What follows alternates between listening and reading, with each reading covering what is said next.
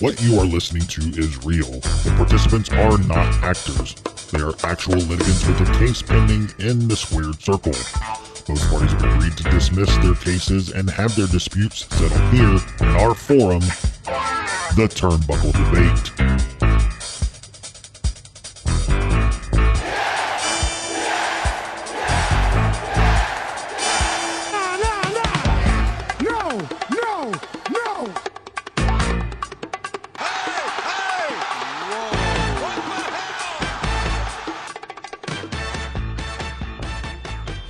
Hey everyone, welcome back to another episode of the Turnbuckle Debate. My name is Sneed. I'm Chad. And I'm Tom, the OG Fit Kid, the staple of the Turnbuckle Debate. And we have a special guest on with us today. We have Mark Bitters, the host of the Bitter Marks podcast. How's it going, Mark? Hey guys, thank you very much for having me on. It's absolutely my pleasure and an honor. Oh man, we're excited to have you on, man. Tell everybody a little bit about your podcast. Sure. The Bitter Marks podcast can be found at bittermarks.com. You can follow us on Twitter at bittermarks. It's a wrestling podcast, just like the other, 10,000 wrestling podcasts that are out there. It's usually about an hour and 20 minutes every week. We release it every Friday morning, and it's a podcast. It's not, yes, it's one of the 10,000 wrestling podcasts out there, but I would like to think that it's not like any other podcast out there. We play wrestling related games. We started with a very, very bitter attitude towards wrestling, putting down high spots and dives and knee strikes and super kicks and super kicks and super kicks. We've kind of run its course. That's where the name Bitter Marks came from. That's kind of run its course. And now it's more of telling stories of us on the road. Me and the other host, we were in the wrestling business, and I've gotten back into it as of recently. I was a wrestling referee for the Independents from 2001 till 2012. I took a 9-year break, and as of last month, I'm just now getting back into being a referee. Oh, wow. And so now I'm able to tell, you guys are basically following along on my journey on the Bitter Marks podcast, intertwined with the games we're playing, with the prediction results that we do with pay-per-views. It's just a mishmash of all things wrestling, and it's a good time. We have a very, very good time for about an hour every week.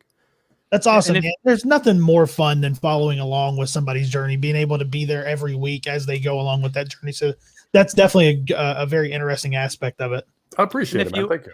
You want to hear more insight, check out the Turnbuckle sessions from last week where Mark was the guest, and it was a great conversation we had. That was a great time talking to you, Tom. That was a good time. Thanks. Yeah, I enjoyed that episode. There was a lot of good insight that I haven't heard much of in podcast form. And maybe that's a good thing. Maybe that's a bad thing. That's one thing that I've learned very quickly on the Bitter Marks podcast is I don't really know when to hold my tongue. And prior to getting back into wrestling as of last month, prior to that, I didn't care. Right? Because who am I going to piss off? I'm not trying to work for anybody. I'm not trying to get a job anywhere. I don't care. I can just tell these stories willy-nilly. Now I'm trying to second guess myself, and now I'm a little more worried as far as the things that are coming out of my mouth and the stories that I'm telling. But that said, I'm very impulsive, and getting me to hold back is not an easy thing to do. So I still dig myself into holes more often than not. That's good for podcasts. Good for podcasts, bad for careers. Agreed. Yeah. What's the term? Ask for forgiveness rather than ask for permission. But there you go. I'm an expert in that. You got it. There you go. Well, man, we're excited to have you on. The way we do this debate here, we have 3 topics. One of the topics you've brought to the table. And what we'll do is we go around the table. We have 3 topics. We do about 10 to 12 minutes each. And that usually goes over, though. Yeah. Kind of we have a countdown if we get real crazy. Okay. But yeah, we have 3 topics and just let it all fly. We don't hold our tongues here. Yeah, just let it go. I'm excited. Let's do this. Awesome. Tom, you ready? I'm ready. Let's do it. Let's do it. All right. So our first topic of the evening, Hulk Hogan, Hulkamania or Hollywood Hogan? Ooh. All right. Now, have you guys heard these topics prior to this? I haven't heard any of these. I know I sent you my topic before this, but this is like me coming into this fresh. You are throwing this at me cold. I have a lot of thoughts coming to my brain immediately. I heard this topic at about 7:25, so probably about 30 minutes ago. So. Yeah, that's a good one. The as big of a topic as that is, and as common of a question you would think that is. I haven't heard that asked before. And so you're basically just asking which you prefer? Yeah, I mean, which you prefer? Maybe who was better? Which version was better? Oh, see, I'm gonna. That's I'll tough. say Go ahead, this. Tom. I would go ahead. Without Hulkamania, what does NWO Hulk Hogan really mean? It doesn't have the same impact. It's nothing. So you got to go Hulkamania. Just Do you my have opinion. to go Hulkamania though? You have to, because without don't. the saying your prayers and eating your vitamins and training and the fans loving him, that heel turn doesn't really mean much. Yeah, like but it's when not gonna that have the heel- same impact. If Yeah, Hulk but when- Hogan was just NWO Hogan, it doesn't have the same impact as if he didn't have that whole legacy leading up to it. But I think Snee's about to get to this, is that yes, Hulkamania was massive. It made wrestling what it is then in the mid-90s and then today, right? Like, we don't have wrestling the way it is now without Hogan in the earlys, without Hulkamania. But do we have wrestling today without Hollywood Hogan? Imagine if it was anybody else at Bash of the Beach, leg dropping or doing whatever, but sure, whoever it is, let's pick Alex Wright, leg dropping Macho Man at Bash of the Beach. Does it have nearly as big of an impact? Does it kickstart wrestling again? Does it get the world enamored with wrestling so all these eyes are on wrestling? And then from there, Austin gets kickstarted. From there, DX gets kickstarted. The NWO formation, I mean, really got the mid-90s, the 96, 97 wrestling kick started. And I feel like we're still feeling the effects of that. You know what I mean? Like, we're still hanging on to wrestling because 96 got us hooked back in. 100% agree. And that's where I was going with it for sure. You hit the nail on the head. We do not have this if it wasn't for Hollywood. And Hollywood shaped what wrestling is right now. I'm not taking anything away from Hulkamania. Hulkamania was what it was, but Hollywood Hogan, I think, was the more impactful out of both. I'd even argue that, Chad, I do want to hear your thoughts, but I like I said, I had a ton of thoughts coming to my mind at this. Jump in. I understand what you're saying, Tom. As far as you don't have Hollywood Hogan, he doesn't have the impact that he has if we don't have Hulkamania first. I guess another point to consider is no other person could have been Hollywood Hogan and had the same impact. I can't say that about Hulkamania. I can't say that the only person that fit the mold to make Hulkamania blow up was a balding blonde guy who was, you know what I mean, who was 6'6". I feel like it takes a special character, but I don't think he was the only guy who could have filled those shoes. But I'll tell you what, Vince tried with Lex Luger to make him not the next Hogan. He tried with Sid Justice, and it didn't work. So you could say that, but after the fact, that's what after there's already. Yeah, that's very true. I mean, it's kind of like Luger when there was no Hogan, when he would be the first guy. You know what I mean? Let's say we don't have Hogan at all. Let's just say we go straight to Warrior. Let's say, who knows if Warrior kicks off wrestling and he was mainstream. He was, I was going to say toyetic, just because that's the term that I'm very familiar with, but he's colorful, lively. He brings a lot of energy when you see him, running out of the gate. Who's to say he wouldn't have kickstarted wrestling the same way that Hogan did? Yeah. My thing too is, if you think about Hulkamania, obviously monster success. The 80s rock and wrestling, the whole connection, the rise of Hulkamania, the feud with Piper. We all know how important that is to wrestling. But at that same time, I feel like if that WWE machine would have chosen to get behind Macho Man and pushed the madness, maybe the Macho Madness got just as big as Hulkamania. Who knows? But to your point, Tom, how you talked about, there wouldn't have been the heel turn wouldn't have been as significant without Hulkamania running wild. I agree with that. I definitely do. But the point of it is, that's what we're arguing here. Hollywood or Hulkamania. And the fact that there was that before made that heel turn the largest, most important heel turn in the history of the business. There's never been one even close to that. So I'm not discrediting Hulkamania. Not at all. But the fact that Hulkamania existed makes the Hollywood turn bigger than Hulkamania because you have that history of Hulkamania. And then when the turn happens, I mean, dude, you have garbage being thrown into the ring. He cuts that epic promo where he pretty much tells the fans to stick it. You've got Jim Duggan coming out. I mean, for weeks after that heel turn, people forget on Nitro, there were all these legends coming out and pretty much asking the question, why, Hogan, why? And like you guys said, that spark, that heel turn led to everything we have today. It's not only just a spark. It's I would say it's like lightning in a bottle, right? Like Hollywood Hogan was a one-time, 1 in a million shot of happening. And like I said, I don't think Hulkamania is that way. I think Hulkamania could have happened. Like you said, I'm not downplaying Hulkamania. It's definitely something special, but I don't think Hulkamania was a 1 in a million chance of happening. The Hollywood Hogan, I absolutely do. That's a perfect way to put it, man. Like, that's what I was trying to convey. And that's exactly what I was trying to convey right there. That's perfect. It was, yeah. There you go. Bittermarks.com. There you go. It's really true. It's kind of like what came first, the chicken or the egg. You could just argue this all day long. It's just, it's an amazing story. Like I said, you go back and watch it. It's still like every time you watch it, it's shocking when you see him still go drop the leg on Macho Man again. I'll still pull that up randomly. Like if I'm bored and want to pull something up, that's a go-to video for me. Well, I think Mean Gene just interviewing him there. It was so epic. And Bobby Heenan yelling, "I knew it! I've said it all along." Yeah, it was so great.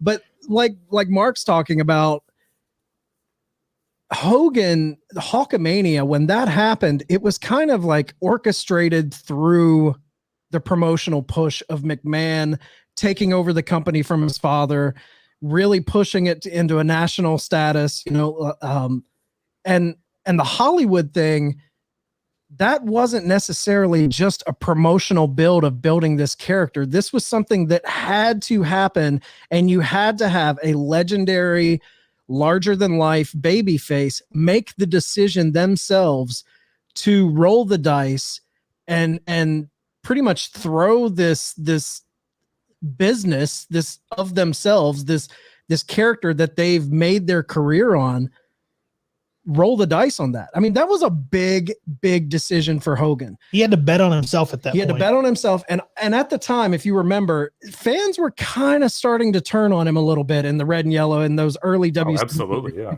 With the Dungeon of Doom and all of that, like they were starting to cheer against him. So he kind of read the writing on the wall, but still yet with those fans slightly turning, that's still a huge gamble for a man who that's all he knew. It's true. I mean, it's a huge gamble, and thank God he did it, because if he didn't do it, it would have been Sting, and that wouldn't have been the same. That wouldn't have been the same. And I'm a Stinger. Like I grew up loving Sting, and it would not have been the same. Nobody would have. It wouldn't have been the same with anybody. Savage, right? Nope. Flair. No, it wouldn't have been as big. Another thing I think is Hogan really had to, make that decision for himself, and the company. It was a very ingenious move from Eric Bischoff to.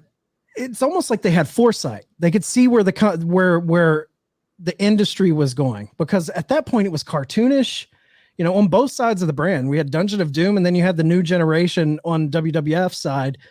So for them to just see the writing on the wall and to take it way more serious was extremely. You're all right. It doesn't get talked about enough. The wrestling was made in the 80s. You made money by pushing your babyface down the throats of America, and they fell in love with him. And the babyface at the time was Hogan. Right? All the money in the 80s was made via Hulk Hogan. Yep. Eric Bischoff's theory on turning WCW around and making money is, okay, we'll use Hulk Hogan, but that model that we used in the 80s, let's do the complete opposite of that, and let's make him a bad guy. And it worked. And he crushed it. Unbelievably, he crushed it. I have just a sidebar to ask you guys. Right. Okay, so we know Cena. Everyone, when Cena was at the top, at his height, everyone was wanting him to do the Hogan and turn heel. Vince never did it. Cena never got behind it. Do you think if Hogan never would have went to WCW, would Vince have made the decision to turn him heel, or would he have just ridden the Hulkamania into the ground and we never would have got the turn? I think here's what I think. I think that if the whole Stone Cold heel turn didn't fail miserably, he would have been more comfortable doing it with Cena. But when Austin turned on The Rock after the match at WrestleMania 17, like that never went over like they hoped it to, and I think that's what backed off Vince from ever turning his big face to doing it again until Roman Reigns. So you don't think he would have ever done that to Hogan? Oh no, Vince would have never done it to Hogan. I agree. I don't think he would either. No, they would have been. He just would have been riding out as long as he could have. And I think that's something that fans, a lot of fans like to. I feel like a lot of fans don't want to give Bischoff the real credit that he deserves as being kind of a risk taker. Yeah, risk taker.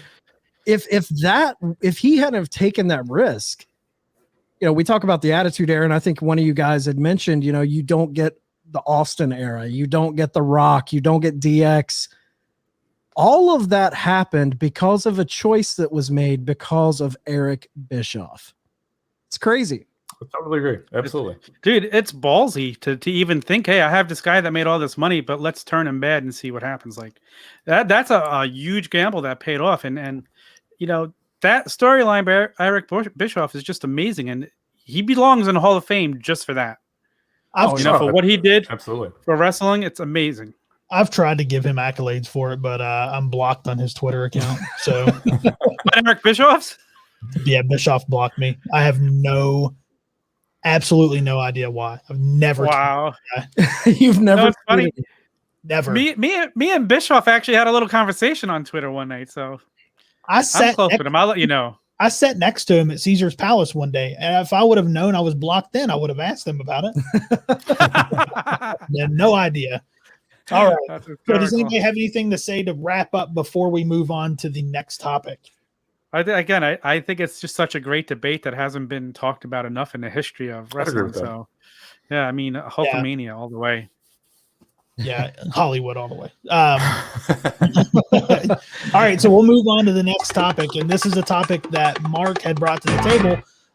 Should WWE and AEW have more intergender wrestling? Since this is your topic, Mark, I'll let you go ahead and kick it off. Sure. After we did the interview last week, and you asked me to be a part of this debate, and you guys asked me to bring a topic here, I had to sit down and start thinking, okay, what have they possibly not talked about? What is something that is not a hot take, but what is something that is semi-controversial? What is something that is topical at the same time? And then the topic of intergender matches came to mind because you see it all the time on the indies, and you see it occasionally. I think I don't watch a ton of the current products, so if I'm wrong here, let me know. But I believe you see it a few times in AEW, and you don't really see it within WWE. And especially when you compare, I'm not even talking about AEW here. I'm more talking about WWE. When you compare their on-screen product, I know that they kind of walk that line and tease it in NXT. This is more Raw and SmackDown talk versus what you see on the independents, where maybe it was a little more prevalent 4 or 5 years ago when Candice LeRae was on the independents and they had a lot more girls wrestling guys. I want to get your guys' thoughts. What is this something that I'm definitely not asking the question, are women as tough as men? We all four of us are definitely on the same understanding that wrestling is a show. This is not the UFC. I'm not asking, can a woman fight a man in the UFC? Can a woman defeat a man in the UFC? I think the answer in both those is yes. I'm not asking about that. I'm asking, on a show where we're presenting this to the world, would the WWE benefit from having more intergender matches? Absolutely. I think both shows would, because like you look at AEW, Jade doesn't look like she belongs in there with other women. She's kind of like that China look. She's so dominating and so strong. Like sooner or later, I hope they do something with her. Same thing. The whole thing with Shayna Baszler right now. Like I'd rather see her doing intergender matches, and she did one with Reggie already, than the junk she's been involved with. Because you could tell she's a tough SOB. You don't want her. Like they've made a joke out of her. Having her do intergender stuff would be so much better than what we've done. So yeah, I mean, look, you go back to Jarrett versus China. Like, and what an amazing way they told that story. And to go back and listen to Jeff Jarrett talk about it now and how into it he was. Yeah, if you could tell a good story, absolutely. You got to do anything you can to tell a good story. And if it's going to work, do it. Yeah, I'm honestly shocked there's not more of it in the mainstream promotions. Now I know AEW, I believe the only match they've had that was intergender was a match they had on the Jericho Cruise. I believe Kenny Omega tagged with a female. It was a mixed tag. So it was a guy and a girl against a guy and a girl. Okay, see, that stuff I'm not talking mixed tag. I'm not talking when a guy tags in, the girl has to tag out. I just want specifically one-on-one matches. A girl versus a guy. I think my whole thing with it, if it makes sense, yes. Like I think you do run a risk of, like you said, we all know it's a story. It's not a real sporting event. We're not saying who's stronger, a man or a woman, but at the same time, you do have to work within these confines and still try and keep that kayfabe, brother, believability to it. But it can be done, like Tom said, with the China Jarrett angle. I believe China even went against Chris Jericho. Like, if it's done correctly, it can be awesome. I think of Tessa Blanchard in Impact Wrestling when she was feuding with Sami Callihan. That was incredible. It was totally believable.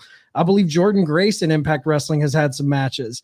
Now they kind of teetered with the believability a little bit when they had Jordan Grace going against Brian Cage. That left me. Wow, I didn't know that happened. That left me a little like, okay. And that's nothing against Jordan Grace. I don't like when Rey Mysterio fights Roman Reigns. Exactly. You know what I mean? Like, size-wise, to me, it doesn't make sense. If we're just talking about who's going to win in a fight, Jordan Grace is going to lose to Brian Cage. Rey Mysterio is going to lose to Roman Reigns. Exactly. I totally agree with you. If it makes sense. And the problem is with a lot of girls, it does not make sense to put them in there. You can't put Alexa Bliss in the ring with any guy on the roster. Right. You can't, you know what I mean? You can't put even Candice LeRae, as tough as she is on the indies.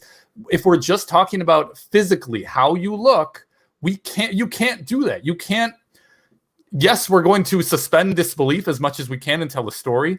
But at a certain point, you have to make sure, and in my opinion, you have to appeal to that general fan who is looking at wrestling and saying, hey, that's fake. And here's why it's fake. Because that's a tiny girl and she's throwing this big guy around. Like Jordan Grace throwing Brian Cage around. You can't give them an excuse to say, it's fake and this is why. Right. Now, if you can do it right, absolutely do it. Now, that's like you said, you extend disbelief to the point that it's believable still. Right. Absolutely.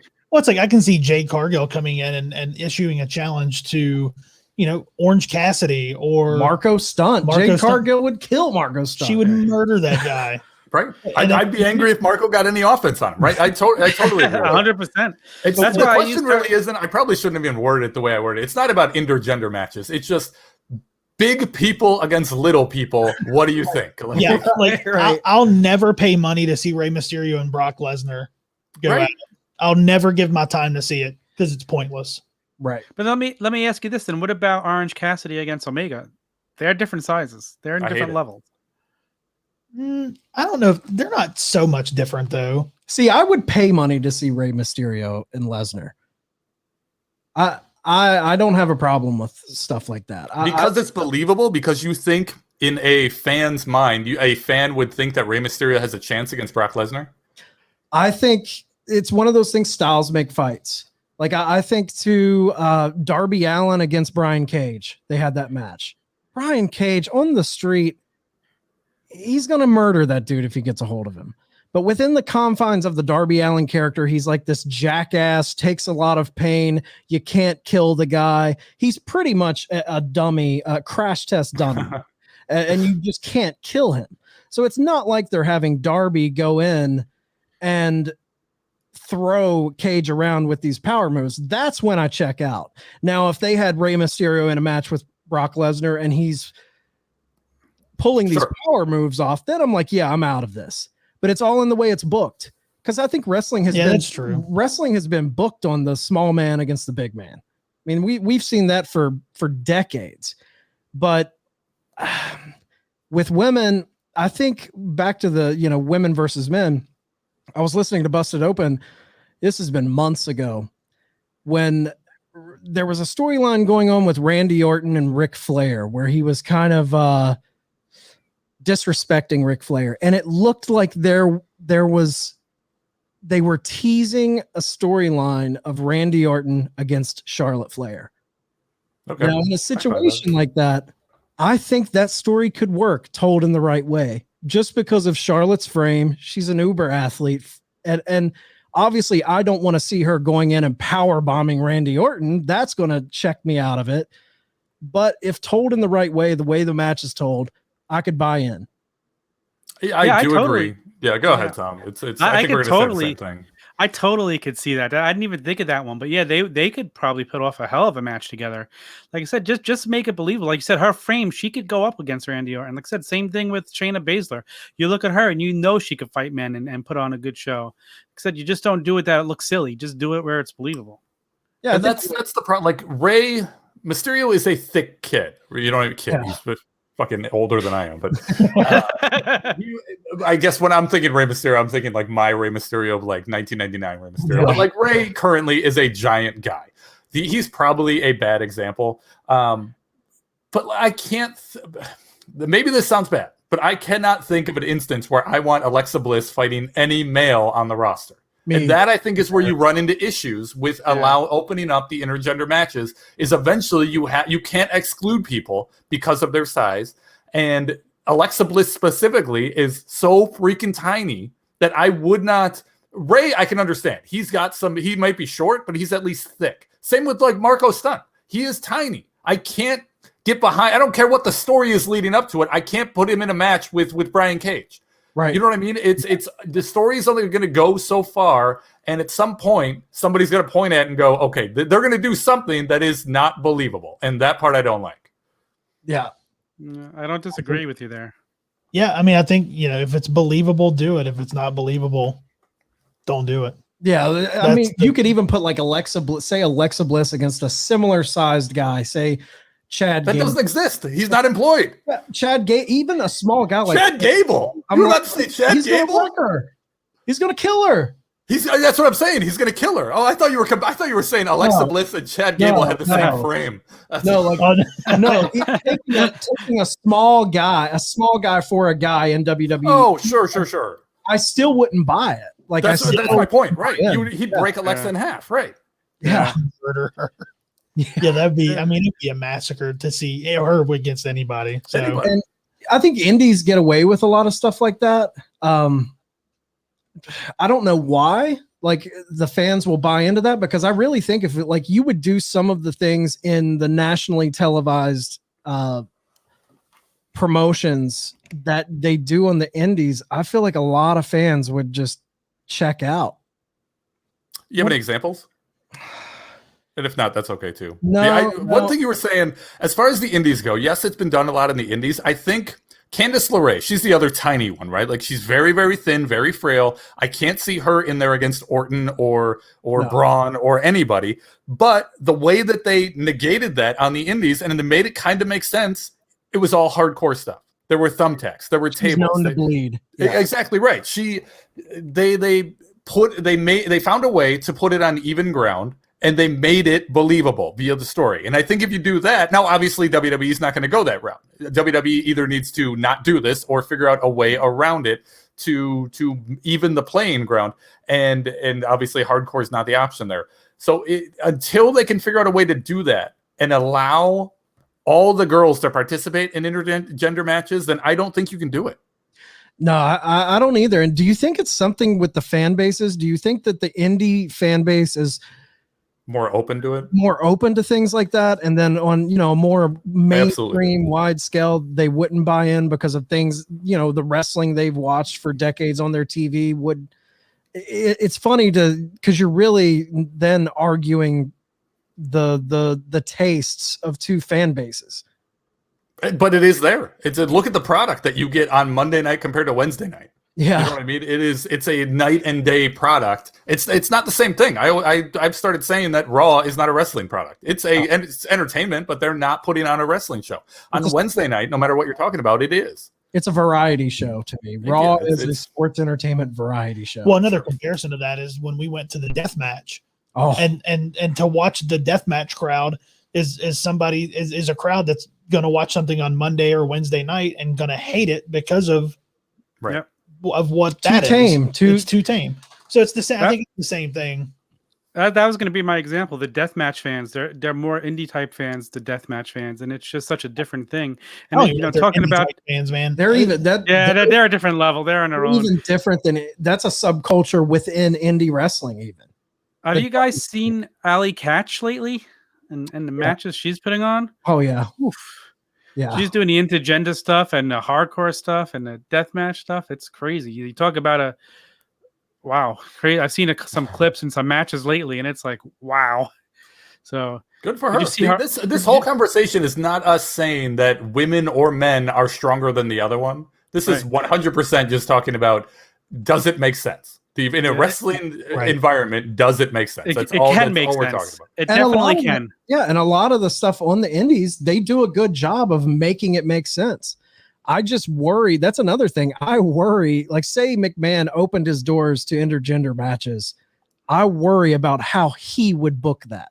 Right. I totally agree with you. You can't even book certain things correctly right now. And then you throw in this, like I could see Alexa Bliss beating Braun Strowman with a punch. Yeah. Well, and I think that's probably a good segue into the last topic of the evening. Yeah. That right there, because our last topic of the evening, which we'll go ahead and move into it. What does WWE need to do to bring the fans back that have left? Tell believable stories. It's like when the whole Attitude Era started. It was believable. It was real life. It wasn't the gimmicks. It wasn't the crazy over the top gimmicks they had back right before that. Just give us something believable. Give us something to sink our teeth into that you can't wait to see what's going to happen next week. This. Go ahead. Well, I was just going to say, you say give us something that's more believable. Give us something. I think they need to scale back. I think less is more. Stop. 100%. Stop doing the overproducing. Stop. Take a step back. Let it be natural. That I think is a huge part of why people left. I think they need realism, and they need to let the talent be talented. Stop putting chains on them and overproducing everything they do, everything they say. Let them find their own voices. Let the talent be talented. Everyone is so micromanaged in WWE. That's what drove me away. The promos suck. They all sound the same, and there's no buy-in. I like reality in my wrestling, and that's what you're talking about, Tom. Believability. I'm not saying lose the grandeur and the spectacle of it all. I love that too, but I want to buy in. I want to, I think back to Edge and Hardy, when they took that realistic thing with Lita and they added that into the storyline, stuff like that, man, hooks you. And then that's when they blur those lines where you're like, okay, is there something a little real here? Like that's the type of storytelling that really hooks people. And I think that's why a lot of fans are kind of attaching themselves to this Roman Reigns angle. I'm unabashedly not a big WWE fan, but I can see, bringing in that family element, the Samoan dynasty, that does bring a personal realism to the storytelling. And they need more of that. 100%. Here's a question for all three of you. The question that you asked is, what does WWE need to do to bring its fan base back? And by fan base, I'm assuming you just mean like the guys that lost, the hardcore, the wrestling quote unquote fans. Right. My question to you guys would be, do you think they should? Because if you're Vince McMahon, you've got a contract with NBC, you're on Peacock, right? You're making more money. Your company's making more money than it's ever made before. Yes, like I said earlier, I don't like the product. I don't watch Raw. I don't watch SmackDown. But that said, he's doing it right. Like Vince is doing what he needs to do to make as much money as he can. If you're Vince, do you do that? Do you even consider, what do I need to do to get these fans back? Or do you say, I've been doing it wrong this entire time. This is now the new way to do it if I'm really going to succeed and make some money here. Not to say he wasn't making money before, but compared to the money he's making now. Well, I think then that's a question of, does he have a passion for wrestling or a passion for money? Because if he has I think we all know the answer to that. Yeah, absolutely. Right. Yeah, and that's fine. That's totally fine. I think after being in the wrestling business for 30, 40 years, I think at a certain point you say, okay, wrestling's great, but let's make some money at this. Let's really go at this and benefit off it the most that we can. And I think he's doing a great job of doing that. He is, yes, the viewership is down, but the sponsors are up. The contracts are up. His wrestlers are, every match is quote unquote choreographed from start to finish. And there are camera shots that they definitely have to get. And there's multiple cameras, and it's not the wrestling of the 80s and the 90s, but the question is does it have to be? I mean, but yeah, because if you keep turning these fans away and people keep leaving, you're not going to continue to get these contracts if the ratings keep dropping. You're going to lose the quote unquote wrestling fans, but the kids are going to be there.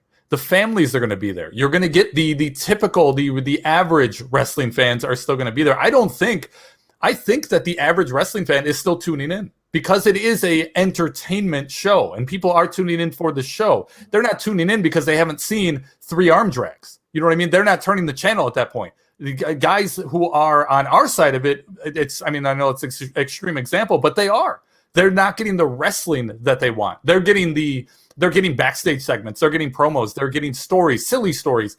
And that's not what they're looking for. But I do think that there is a big audience who is looking for that. And I think that's who I think a lot of wrestling fans are angry that Vince has stopped appealing to them and stopped begging them to watch. And he's gone towards a different audience. And I think people are pissed that Vince is not begging for their views anymore.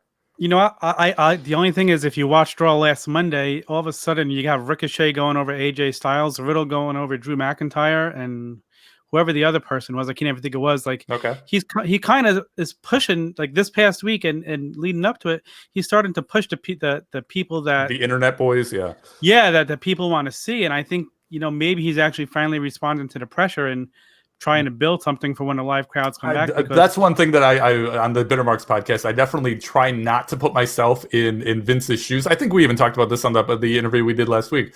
I'm not on the same level as Vince. I don't know what the hell he's thinking. He is a billionaire. He has been in the wrestling business his entire life. He's made a dynasty out of it. He's put people out of business. Vince, crazy or not, and definitely is good at what he does. I don't want to suggest that I have any better ideas than Vince does. Because of everything he's accomplished, I'm always going to default and assume that Vince knows best. Yeah, I think what you were talking about, how he's built, does he want to go back? Should they go back to the old way? Because like you said, they've signed billion-dollar deals with multiple companies. They've got the Saudi Arabia deal, however you feel about that. They've got tons of money coming in. They're not catering to the hardcores. It's definitely a tale of two fan bases. You've got the casuals who just want to tune in on a Monday night, and then you've got the hardcores. But my thing with that whole argument of should they change is, I don't think by telling better stories that appeal to the hardcores hurts the casuals. I'm not saying go wrestling based. I would disagree with that. I think if you go, you can only push Ricochet and the tiny guy Cesaro. You can only push them so long before the casual fan loses interest. You need a larger than life personality who is not Ricochet, who is not Cesaro. I mean, as much as I love and think they're talented, they are not ready for that. In my opinion, they're not prepared for that big time role that Roman Reigns. It's the reason that Roman keeps getting pushed. He's the only guy that's fucking ready. It's true. I mean, Roman Reigns is the top guy, but I would argue. Can you imagine Cesaro taking the belt on I'm going to say Jay Leno, but I don't know what the current talk shows are now. But you know what I mean? Him being a guest on the show, on the talk show, representing WWE and going there and acting like he is the man, like Cena used to do, like Austin used to do. They would go there, and not only were they representing themselves, they had a WWE badge on them. If Cesaro showed up on, who is it, Jimmy Fallon, whatever it is, if he showed up there, I would not equate with him with like the top star of WWE. I would not equate, and I don't think that's because he's being held back. You know what I mean? Yeah. I don't think. I see a point. I mean, You see Roman and you're like, wow, there's a man. There's a guy that looks like a wrestler. Right. He has a lot of those guys have its, but like Roman has its. Roman is the top of the mountain. And there's a reason he's been pushed down our throats forever. WWE reminds me of the Marvel universe in movies. Okay, it's big, it's larger than life, it's making all these millions of dollars. People tune in because they just want to go see a superhero movie. Everyone, they pull in millions of dollars, but billions of dollars. But the hardcores will come out and nitpick it apart.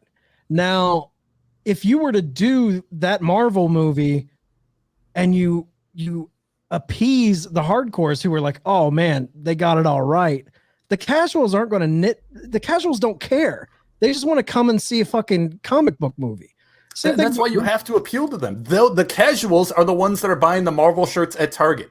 You know what I mean? A hardcore Marvel fan is buying their stuff online. They want it custom. They're not buying the general merchandise at the big box stores. Same with WWE.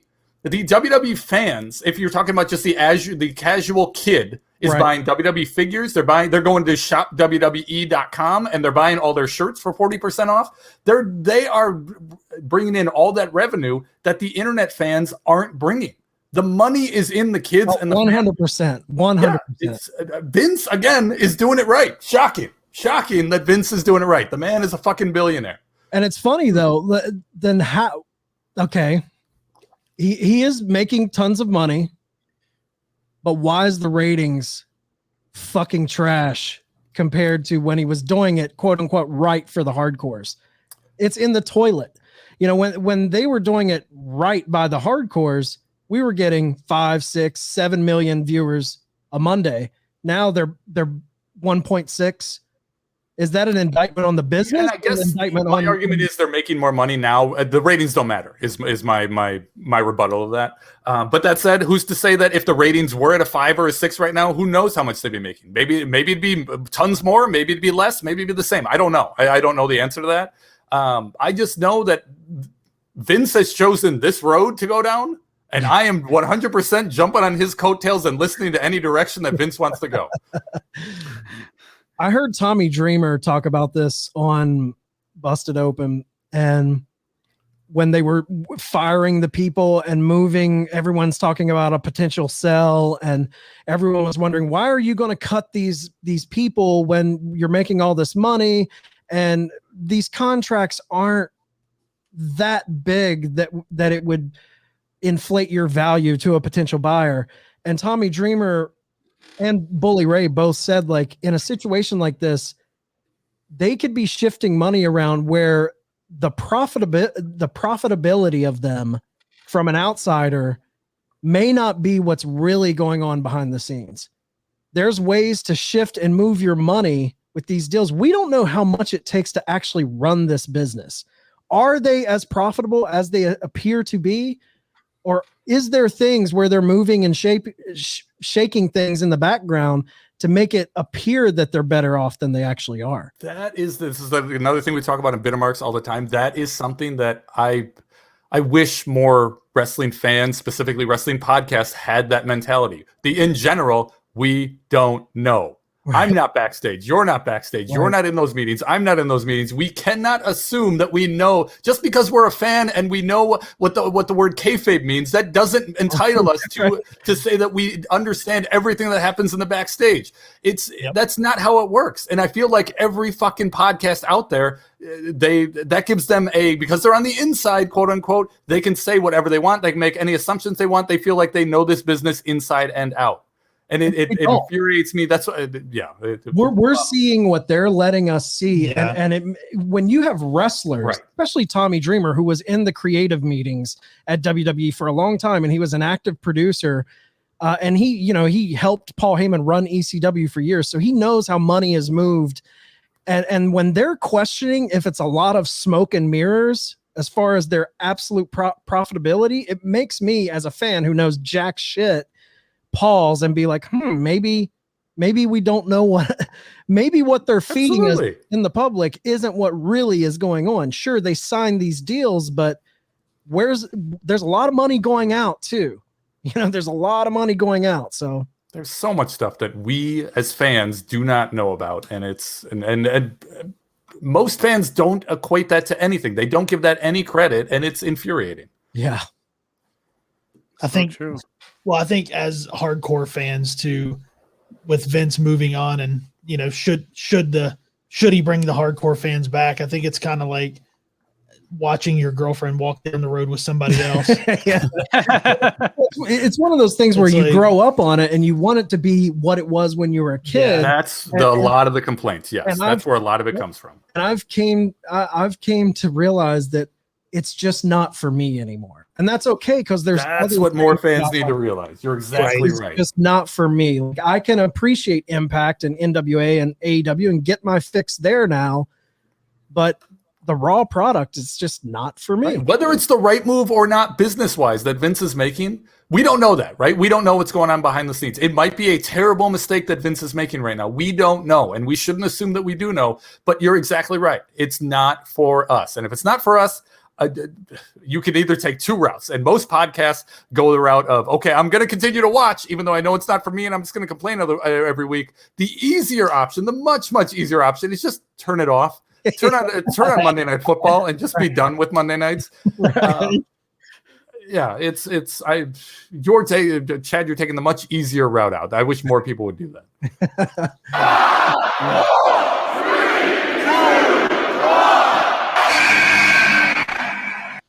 All right. Well, there was our countdown. Anybody have any final thoughts before we wrap up? I'm sweating.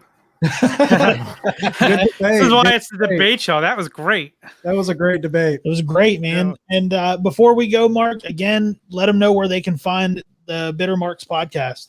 Oh, sure. Hit us up at the bittermarkspodcast.com. Nope, I think it's just bittermarks.com. I'm not our marketing guy. It's one of those. Try bittermarks.com. Start there. More importantly, hit us up on Twitter and Instagram at bittermarks. We are an hour-long podcast. I think if you enjoyed what I was saying today, it's just an hour more of this every week. And come check us out. We're on all of the podcast platforms. We're also on YouTube every week. We stream our show live every Tuesday night, live at 9:05 p.m. Central. Hit us up, guys. I love plug your other podcast. Tell the people about your other podcast. We've got another one too, the Flips and Bumps podcast. If you're into, it's not wrestling related at all, even though the name is Flips and Bumps. It's hosted by me and the other guy who hosts the Bitter Marks podcast. We both, in our spare time, flip either video games or action figures or VCRs or blenders or whatever we can find at garage sales and Goodwill. And we talk about what we find that week. And more importantly, we talk about the ins and outs of eBay, how to become a flipper, how to make your life easier as a flipper, tips and tricks. It's definitely worth checking out the Flips and Bumps podcast at flipsandbumps.com and at Flips and Bumps on Twitter and Instagram.